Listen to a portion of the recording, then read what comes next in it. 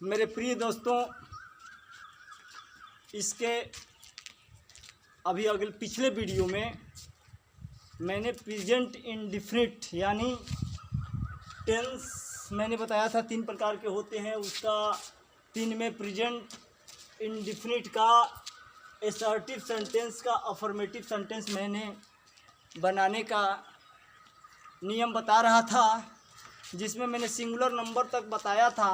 हालांकि फिर से उसको मैं डिले कर देता हूँ। देखिए, मैंने बताया था SINGULAR, सिंगुलर एस लिख दिया subject plus VERB verb first लिख कर एस तथा इसको जोड़ देंगे, एस तथा ES से जोड़ देंगे। इसके बाद होता है वर्ब ऑब्जेक्ट होता है OBJECT ऑब्जेक्ट। इसके बाद होता है complement.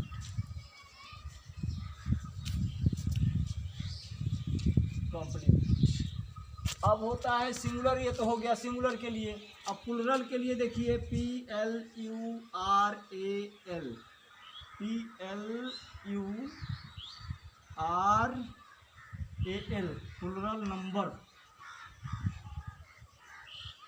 Plural number subject x लिख दिए। सब्जेक्ट के साथ में वर्ब फर्स्ट ज्यों का त्यों रहता है, क्योंकि वर्ब भी प्लुरल नंबर में हमेशा रहता है। इसलिए अगर प्लुरल नंबर सब्जेक्ट है तो वर्ब फर्स्ट ज्यों का त्यों लिख देंगे, क्योंकि ये प्लुरल नंबर में ऑलरेडी रहता है।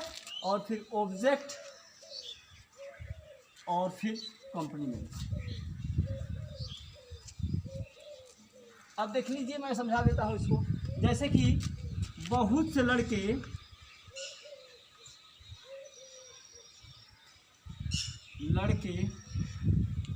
मैदान में गेंद खेलते हैं। मैंने पहले भी बताया है कि पहले वाक्य बनाने के लिए पहले सब्जेक्ट को देखते हैं, यानी करने वाला, फिर वर्ब को देखते हैं, करने वाला यहाँ तक आ रहा है फिगर, करने वाला, फिर ऑब्जेक्ट को देखते हैं, फिर कॉम्प्लीमेंट को। तो इसका मतलब सब्जेक्ट कौन है? बहुत से लड़के। खेलने का काम बहुत से लड़के करते हैं, तो यहाँ पर मेनी बॉय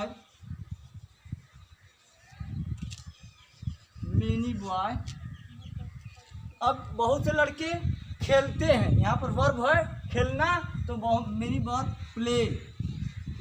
अब देखिए, प्ले प्लुरल नंबर में है और सब्जेक्ट भी प्लुरल नंबर हो गया, तो यहाँ प्ले हो गया। और इसके बाद क्या खेलते हैं भैया? बहुत से लड़के खेलते हैं।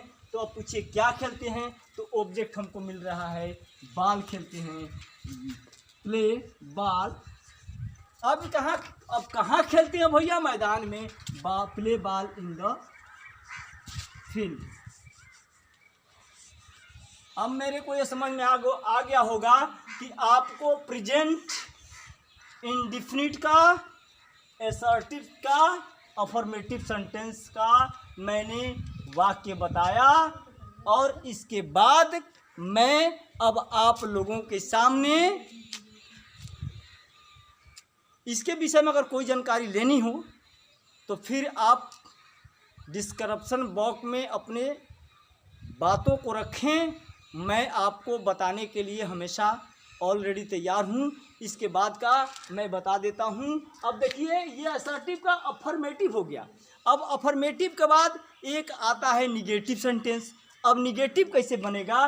निगेटिव बनाने में वेरी सिंपल, जिसको सिंपल सेंटेंस आ जाता है बनाने के लिए, उसको निगेटिव बनाने में कोई दिक्कत नहीं होती है। सिर्फ उसमें नकारात्मक वाक्य होता है, नकारात्मक।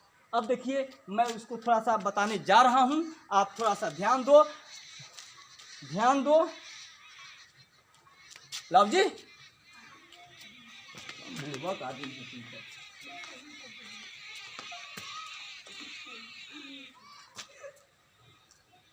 अब देखिए, आपको मैं बता रहा हूँ,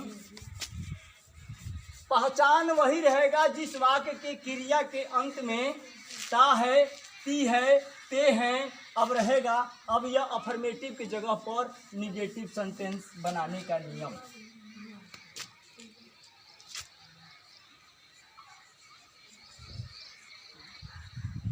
निगेटिव सेंटेंस। अब मैंने कहा आप लोगों से माय डियर कि यह जो सेंटेंस का पहचान वही रहेगा, बनाने का नियम वही रहेगा, थोड़ा सा अंतर है। उसमें क्या अंतर है? अगर मान लीजिए मैं बाजार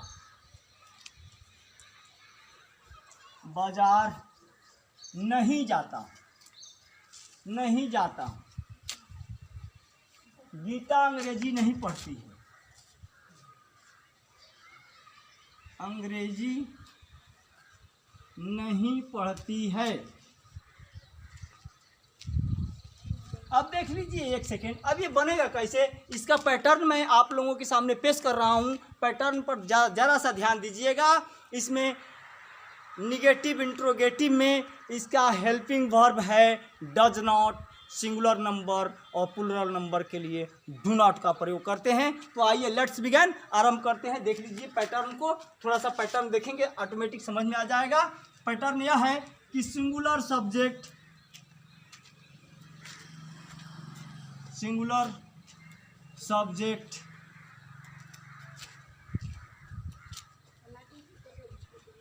इसके सिंगुलर के साथ डज का प्रयोग होगा, डज। अब यहाँ पर नहीं है तो डज नॉट लिख दो, डज नॉट। अब वर्ब फर्स्ट लिख दो, मूल मेन वर्ब।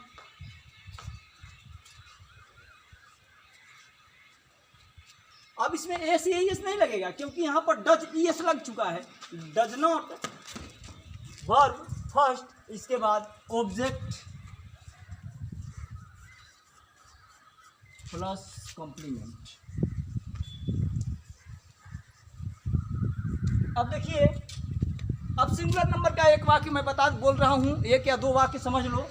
अब जैसे यहाँ पर है मैं बाजार नहीं जाता हूँ। मेरे प्रिय भाई, मेरे प्रिय बंधुओं, मैंने आप लोगों से पहले कहा है कि present indefinite, present perfect and present perfect continuous में आई हमेशा प्लूरल नंबर में होता है।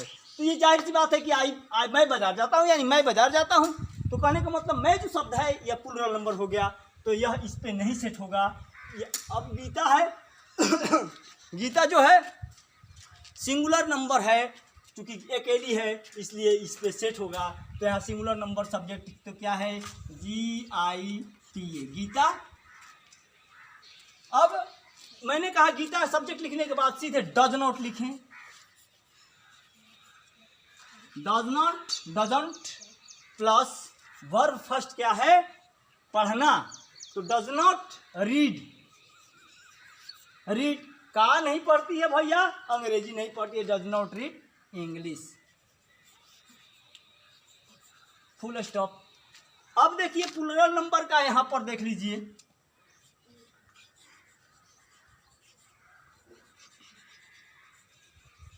प्लूरल नंबर का देख लो। अब प्लूरल नंबर सब्जेक्ट प्लस में डू नॉट, यहां पर प्लूरल नंबर के संबंध में डोंट, डू नॉट प्लस में वर्ब फर्स्ट प्लस में ऑब्जेक्ट प्लस में कॉम्प्लीमेंट, फुल स्टॉप ना। अब देखिए मैं बाजार नहीं जाता हूं, तो मैं या प्लूरल नंबर हो गया, तो मैं का अंग्रेजी आई होता है माय डियर, होता है ना आई। और अब आई के साथ में यहां पर कह रहा है, सीधे जोड़ का चिन्ह दिया है, आई डू नॉट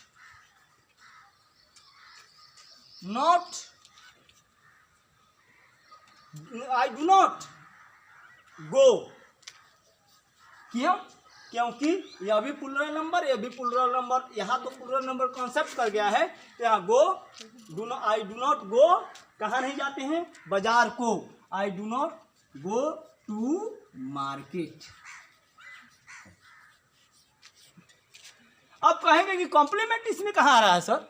तो मैं प्रतिदिन बाजार नहीं जाता हूं, I do not go to market daily. मैं प्रतिदिन रात की गाड़ी से मुंबई नहीं जाता हूं, I do not go to Mumbai by night train daily.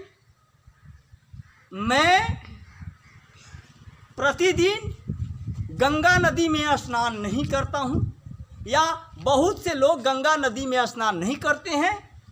तो बहुत से लोग यानी प्लूरल नंबर हो गया, तो प्लूरल नंबर नहीं करते हैं, तो इसमें आएगा तो मेनी पीपुल डू नॉट स्नान करना bath in the river Ganga daily या अर्ली इन द मॉर्निंग, जो चाहे वो करो। मेरी माँ प्रतिदिन 8 बजे रात को भोजन नहीं बनाती है, तो my mother does not cook food